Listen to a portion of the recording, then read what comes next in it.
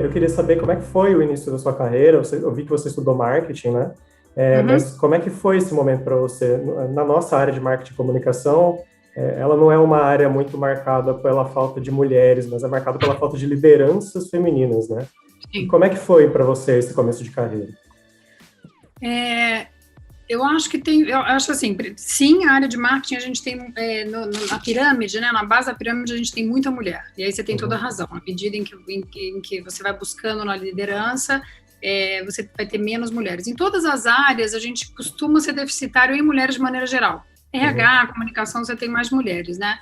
E uhum, aí tem alguns fatores alienantes, né, da mulher na liderança, né, que é uhum, realmente, enfim, as oportunidades, uma série de considerações que muitas vezes são feitas nas empresas ou nos processos que eventualmente alienam a mulher da liderança. uhum, É, eu acho que tem, assim, tem vários componentes, né, um componente acho que é de insistir realmente, né, então acho que quando eu converso muito com mulheres hoje, ou em programas de mentoria, é realmente essa questão de você insistir, de você identificar, né, identificar o que está acontecendo ao seu redor, o que tem de oportunidade e realmente levantar a mão, né, acho que parece meio uhum, clichê, né, levanta a mão, pede, mas eu acho que faz diferença você se colocar, né, você ter realmente esse objetivo, prestar uhum, atenção, né, porque quando a uhum, gente fala do machismo, da misoginia, fica parecendo que é um privilégio dos homens, e não é uma estrutura, né, uhum, então,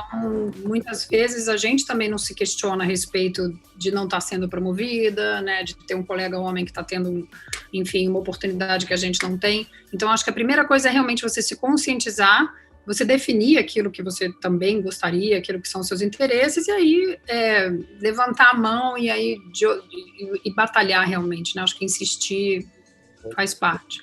legal. Eu conversei, uma das entrevistadas com quem eu falei foi a Alessandra Bomura, da Logicários, não sei se vocês conhecem, mas ela também faz mentoria e ela me falou muito dessa questão. Você também identifica essa dificuldade que as mulheres têm de levantar a mão? Isso é sistêmico? Sim, eu acho Uhum, que. Mas veja bem, eu vou te dar um exemplo assim, parece que não é relacionado, mas é bem relacionado.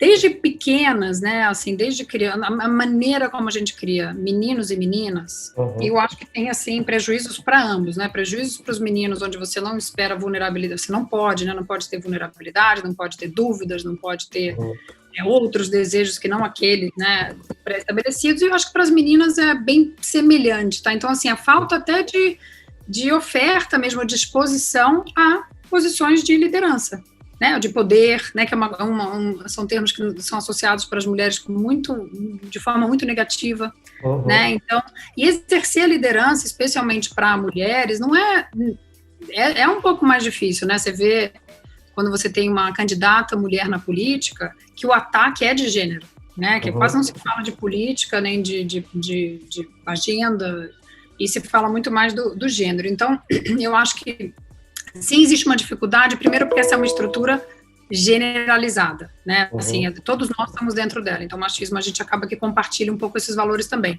E a segunda, porque esse lugar de visibilidade de liderança, ele não é necessariamente confortável, né? Você uhum, realmente vai ter que lidar com mais. A gente tem muita coisa para mudar ainda, né? Para que a uhum, liderança feminina seja vista como liderança feminina. Vou te dar um exemplo antigo, e eu não estou falando da competência da pessoa, tá? Mas a gente teve uma presidente mulher da Petrobras, que um grande jornal, né, de circulação nacional, não era um uhum, tabloide nem nada disso, deu uma manchete sobre se ela era bonita ou não. Presidente da Petrobras, uhum, qual é a relação, né? uhum, Então, eu acho que ainda tem todo esse código, né, de como as mulheres são avaliadas, que ele é carregado, e quanto mais visibilidade, né, também, eventualmente, você também está mais exposta, né? Então, eu acho que sim, eu acho que as mulheres, né, meninas ainda novas e mulheres não podem ter essa reticência em relação à liderança. Ninguém é uhum, obrigado a ser líder se não quer, mas essa uhum. tem que ser uma possibilidade para você também, para você poder escolher, né? Legal. E como é que foi para você? Você enfrentou dificuldades dessa natureza ao longo da sua carreira?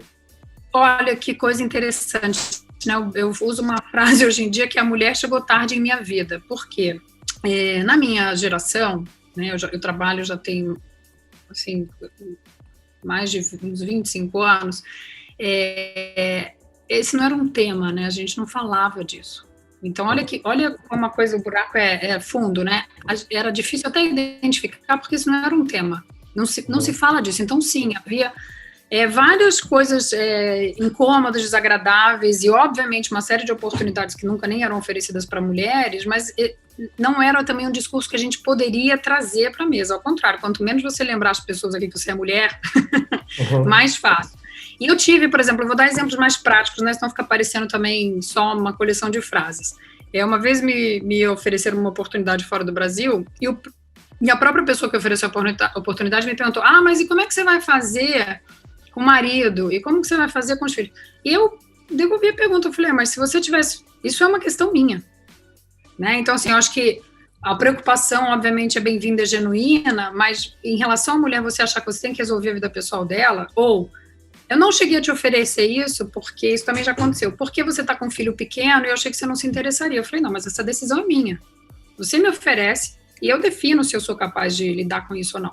E você vai precisar de uma rede de proteção e de ajuda e de apoio muito grande para exercer uma carreira no mundo corporativo. Né? Você vai precisar, não dá para mentir. Né? Então, você vai ter que ter uma estrutura, até porque em casa, para a maioria de nós, ainda ninguém tirou nada da nossa responsabilidade, da nossa bolsa, né? Só foi acrescentando. Mas sim, na minha carreira eu tive esses momentos, né? De alguém, por exemplo, decidir por mim para me proteger, mas usando um critério, usando um mindset de que a mulher tem essa outra questão, que tem mesmo, a gente tem uma vida pessoal, mas se você não está aplicando essa mesma regra para o homem, você está oferecendo para ele uma coisa que você não ofereceu para mim. Se ele tem filho pequeno, você nem se pergunta, né, olha, não vou oferecer um cargo para ele em outro lugar porque ele tem filho pequeno. Então, eu acho que sim, passei por isso, eu acho que agora um pouco mais consciente, não só a meu respeito, mas a respeito de todas as mulheres que eu conheço, mercado de trabalho, das mulheres mais novas, né? De o quanto essa estrutura a gente replica, e às vezes até como mulher a gente replica também. Né? Eu ia te perguntar, eu tinha uma pergunta mais para frente, mas eu vou aproveitar o seu gancho para perguntar isso. Que iniciativas ou programas pensados mais do ponto de vista institucional, mas também do seu ponto de vista pessoal, você promove para aumentar para balancear mais o ambiente da tecnologia de homens e mulheres, trazer mais igualdade? Eu acho assim, a gente tem, na Adobe a gente fez um programa que a gente até precisa retomar agora, porque ele era presencial, né? Que a gente falava coding para executivos, mas era para mulheres, tá? Então, o que isso quer dizer? Que não é aprender a programar, mas é entender a linguagem. E a gente usava games de programação, né? Games mesmo, até de board games, né? Até tabuleiros mesmo, e uma aula de HTML, por exemplo, uma linguagem mais de interface e tal, mais próxima, para aproximar mais as mulheres, realmente para quebrar essa ideia de que não é algo que você consiga lidar ou entender ou se aproximar, né? Então a gente fez várias sessões desse programa, não só em São Paulo. Então, essa, por exemplo, é uma iniciativa bem local. A gente tem outras iniciativas como empresa, né? Então, Girls That Code, a gente também tem programas para a população preta, para codificar. Esse a gente ainda não tem no Brasil. A gente tem uma proximidade muito grande do Gerando Falcões, também oferecemos já aulas lá dentro. Então, tem algumas coisas que são mais genéricas e outras que são bem mais específicas, pensando em mulher e como trazer a mulher para dentro desse cenário, né? E, como eu te falei, eu faço bastante mentoria também, ou de pessoas que me procuram diretamente, eu também já fiz parte de programas tipo o Brasa. No ano passado eu tive um rapaz, não era uma menina, mas também faço muita mentoria com mulheres em início de carreira, né, enfim, para ter uma aproximação que pode existir em qualquer área, né? Você pode estar no design, se interessar para o UI, UX, enfim, tem várias maneiras de se aproximar de tecnologia, não existe uma só, né? Gabi, eu queria te perguntar agora com relação aos seus objetivos, suas metas pessoais, não só de trabalho, né? Mas eu queria que você falasse um pouquinho o que você planeja para si nesse futuro próximo e distante, digamos assim, no futuro que você quiser, na verdade. Quais são os seus objetivos, tanto do ponto de vista profissional como do ponto de vista pessoal? O que há para fazer quando alguém já chegou numa posição em que você está, por exemplo? Opa! Muita coisa. Mas você sabe que eu tenho uma... quando eu falo, né, da mulher se identificar com a liderança e buscar essas oportunidades, e eu não acho que há problema nenhum em você ter essa ambição, né? A ambição é uma coisa muito saudável. A minha nunca foi assim, eu quero o cargo de liderança. Eu sempre gostei muito do desafio, né? Eu até aceitei um desafio recente na Adobe, que é um outro país, né? Estou trabalhando com um país fora da América Latina, e era o tamanho do desafio, né? Assim, olha, eu acho que vai ser... era uma coisa que realmente me mobiliza muito, né? Eu gosto de construir coisas, de começar do zero, construir equipes e tal, então eu tenho muito prazer por isso. Eu recebi um conselho cedo na carreira, que é se você vai para uma empresa que tem mais trabalho a fazer do que gente para fazê-lo, né? Uma das métricas que você pode usar é que é um bom lugar para você crescer, né? Então tem muita coisa a ser feita, então tende a ser um bom lugar para você se expandir e crescer. Quando eu digo que a minha ambição nunca foi exatamente, eu quero uma posição de liderança e agora eu quero uma posição de mais liderança ainda, não é para desfazer da ambição feminina de maneira nenhuma, e menos ainda das conquistas que você fizer na carreira, né? Então é mais comum também, eu não te comentei isso na sua pergunta anterior sobre o que aconteceu na carreira, não é incomum você receber ofertas que pretendem que você abra mão de alguma coisa que você conquistou, né? Com mulheres bem mais comum, assim, é quase como se você não pudesse dizer que não, você não vai trabalhar por menos dinheiro, não vai fazer nada pelo mesmo dinheiro, né, ou pela mesma compensação, etc. Então, eu não estou falando nem contra a ambição, nem contra você preservar suas conquistas e, obviamente, sempre ter um gol à frente, né, mas meu gol nunca foi assim, não, eu quero liderança e quero mais liderança ainda. Não que eu não gosto de liderar, não acho que é demérito para quem não gosta, né? Tem diferentes perfis, né? As pessoas têm desejos diferentes, coisas diferentes. Falando um pouco sobre o que eu quero, assim, o futuro, eu nunca fui uma exímia planejadora, tá? Eu sou super assim, né? O que a gente tem aqui na frente é isso que a gente vai fazer. Eu tenho, na verdade, um outro drive, assim, de carreira, que eu acho que esse eu falo muito eu tenho uma filha que já está com 17 anos, eu falo muito sobre isso com ela, eu falo, aprende a amar e obter prazer daquilo que você está fazendo, né? De novo, você está numa situação que não é legal, você não vai ficar ali arrumando maneiras de se haver com aquilo. Mas eu acho que a gente mente muito para a geração mais jovem, no caso até você também, que com certeza é mais jovem do que eu, que acho que você ama e você não vai trabalhar nenhum dia. Mentira. Trabalhar você vai, dias ruins você vai ter se você for artista, se você for youtuber, o que você for, você vai ter os desafios daquele seu trabalho. Se você tiver como desenvolver um prazer e um amor pelas oportunidades que você conseguiu e batalhou, então agora estão à sua frente, eu acho que não tem como o futuro ser ruim. E faz sentido isso que eu estou falando? Então, assim, se você tem um drive, se você tem uma auto... né, assim eu vou, é muito difícil você ficar parado, estagnado num lugar ruim, é muito difícil você se ver numa situação onde as coisas são muito ruins. Então, eu acho que um pouco da história, e não acho que eu não enfrentei roubadas monstras, com certeza, todo mundo, né, que trabalha há mais de 2 décadas enfrentou caos, assim, mais de uma vez. Mas eu acho que sempre com muito, assim... sabe, eu vou colocar a mão nisso aqui agora, eu vou abraçar isso aqui agora e te encontrar prazer mesmo, né, naquilo que eu me proponho a fazer, né, óbvio, tem que ter aí um drive, um desejo seu, e uma vez que eu me propus a fazer, eu vou encarar os problemas como parte do que eu desejei fazer e daquilo dar certo para mim. E óbvio, para a equipe, para a empresa, né, tem que ser bom para... Você tem que entregar valor, se você entrega muito valor, vão te valorizar e óbvio, você tem que obter valor, né, dessas relações também.